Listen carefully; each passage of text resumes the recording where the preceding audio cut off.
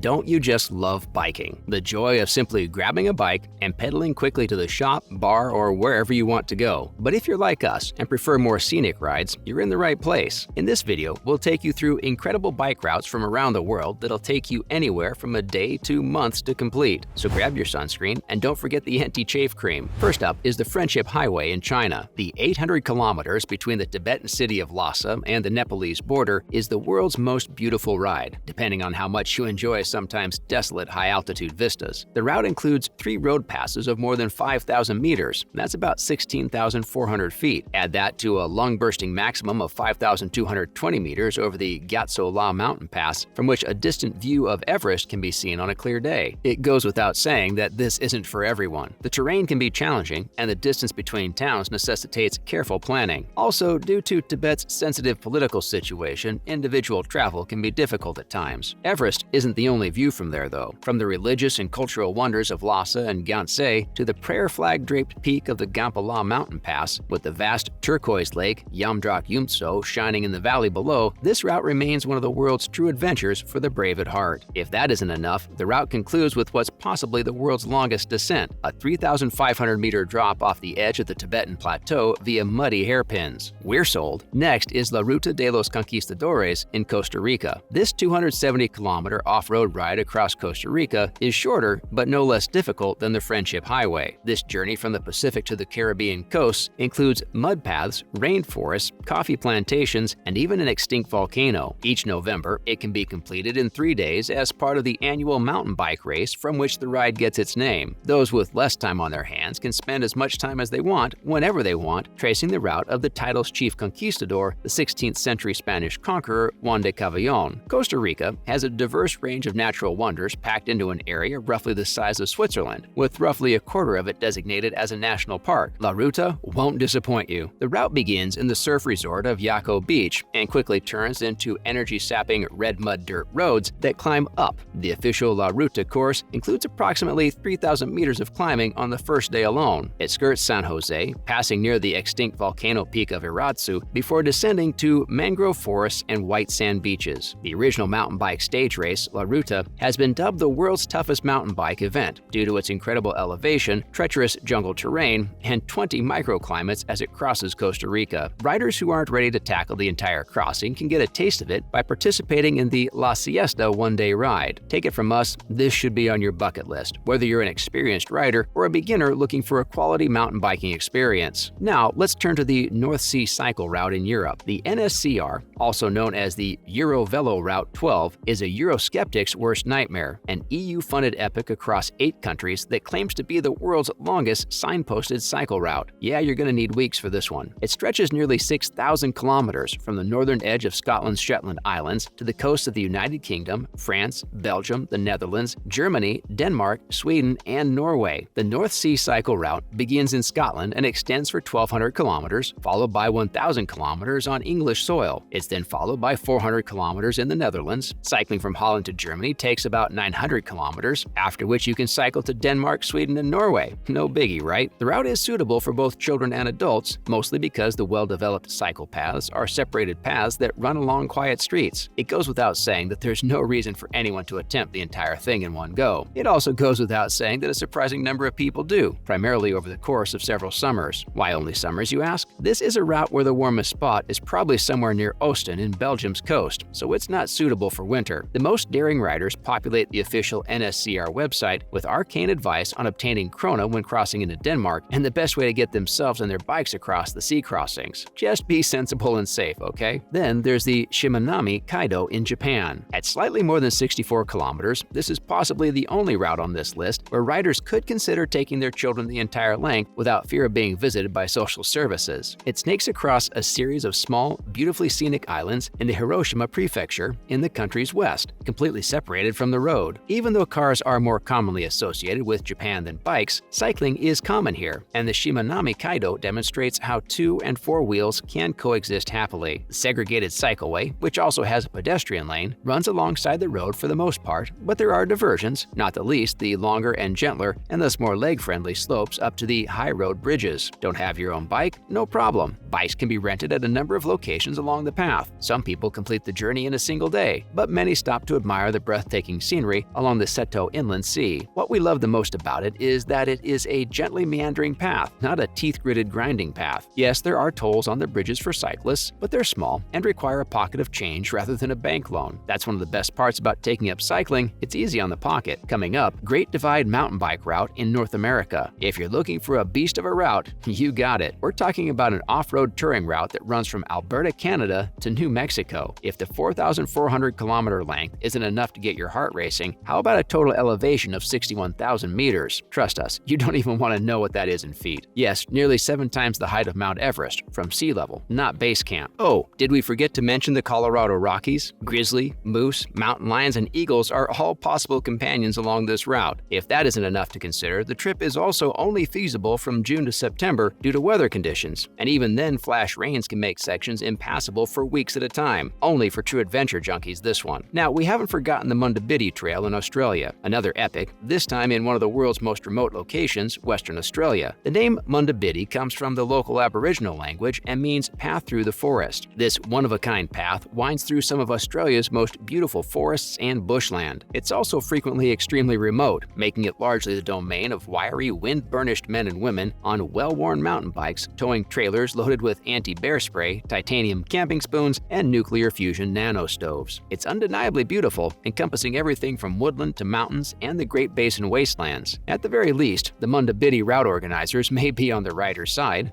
sorta. Munda Biddi is a vastly ambitious, recently completed 960-kilometer off-road route through the forested wilderness that runs from near the state capital, Perth, to Albany in the far southwest. Smaller, less strenuous sections can be completed in a day or less, and the official website provides updates on sometimes muddy trail conditions. Anyone planning the full slog should avoid the peak of summer and come prepared. Also, every 30 miles or so between towns, there are designated campsites with sleeping huts and water supplies. Finally, the South Downs Way in England. File this one under deceptively tricky. This 160-kilometer route crosses some of the most stereotypically lush and rolling English countryside you can imagine. However, all of those small ups and downs add up. Riders who complete the entire route commit to nearly 4,300 meters of uphill pedaling. The South Downs Way, a well-trodden walking route for thousands of years and now a fully signposted hiking trail, goes from the precipitous cliffs of Beachy Head to historic Winchester. It's almost entirely off-road and much of it on ancient chalky bridleways. Open to cyclists, walkers, and horseback riders, those on 2 wheels should allow 2 or 3 days for the trip. There are plenty of ridiculously picturesque villages along the way with pubs and guest houses, so you don't have to worry about being bored along the route. Some brave souls attempt the entire route in a single day, but some argue that pedaling furiously through some of England's most breathtaking scenery misses the point. No, it really does. That's a wrap for this video. Which one of these scenic bike routes would you be willing to try next? Let us know your thoughts in the comments below. As always, don't forget to like this video and subscribe to our channel for more videos like this.